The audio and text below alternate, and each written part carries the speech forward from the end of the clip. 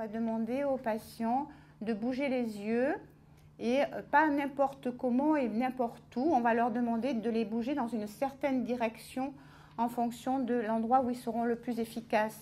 Et même pour prendre conscience d'un environnement, il va falloir qu'ils essaient d'explorer partout, donc de balayer. Qu'est-ce qu'on doit mettre en œuvre pour s'adapter au mieux à la déficience visuelle?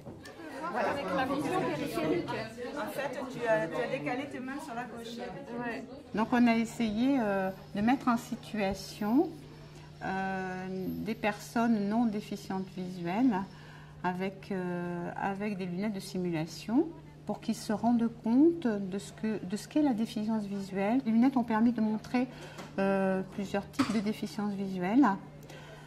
On a vu donc les lunettes avec des pertes de vision centrale, des lunettes avec les pertes de vision périphérique. On a simulé aussi la vision floue et la vision dédoublée. C'est pas du tout la même couleur en même temps. Ça, c'est une quoi?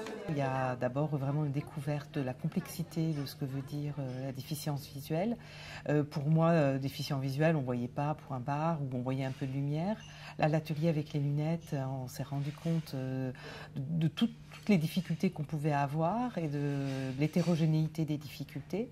Et aussi la nécessité de faire des hypothèses pour comprendre ce qu'on voit. Comment tu peux faire pour arriver à lire? Je tourne les pages jusqu'à ce que j'arrive.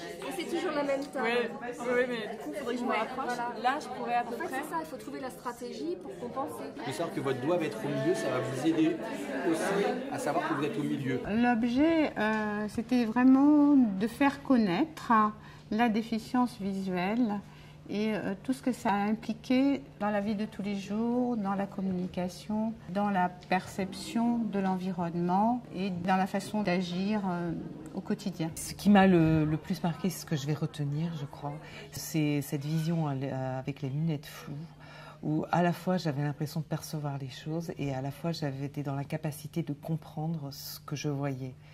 Et c'est ce qui m'a le plus marqué parce que je me suis rendu compte de tout le mécanisme mental qu'il fallait mettre en place pour pouvoir comprendre ce que je voyais.